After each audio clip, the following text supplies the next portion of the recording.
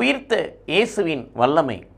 இயேசு கிறிஸ்துவுக்குள் பிரியமான என் சகோதர சகோதரிகளே, இந்த நிமிட நட்சத்திரக்கு இயேசுவின் நாமத்தில் நான் உங்களை அன்போடு அழைக்கிறேன். உயிர்த்த இயேசுவின் வல்லமை. உயிர்த்த இயேசுவின் வல்லமை பேசும்போது அங்கே வெளிப்படுத்தப்பட்டது. உயிர்த்த இயேசுவின் வல்லமை அப்பத்தை பிடுகின்ற பொழுது வெளிப்படுத்தப்பட்டது. கடவுள் உயிர்த்தார், உயிரோடு இருக்கிறார். உயிரோடு இருக்கிற இடத்தில் இன்னும் வல்லமை வெளிப்பட்ட விதமாக இருக்கிறது. ஏனெனில் அவர் கடவுள் என்பதை வெளிப்படுத்தும்படியாக உயிர்த்த இயேசு எம்மாவுசுக்கு போகின்ற பொழுது, தன் சீடர்களோடு எம்மாவுசுக்கு போகின்ற பொழுது வழிபோக்குறதை போல அவர்கள் காட்டிக்கொண்ட இயேசு கிறிஸ்து அவ்விடத்தில் பேசுகின்ற பொழுது அவர்கள் உள்ளம் பற்றி எரிகிறது.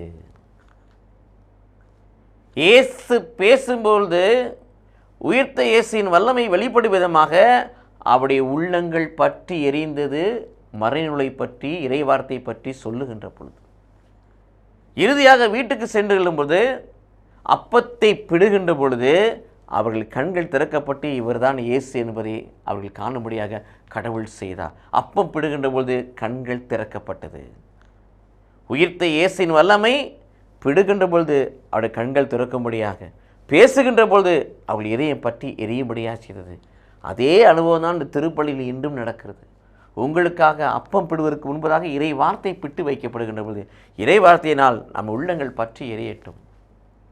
இறைவனுடைய சரீரத்தினால் நம்முடைய கண்கள் திறக்கப்படட்டும். ஆவிக்குரிய மனிதனாய வாழ்வோம்.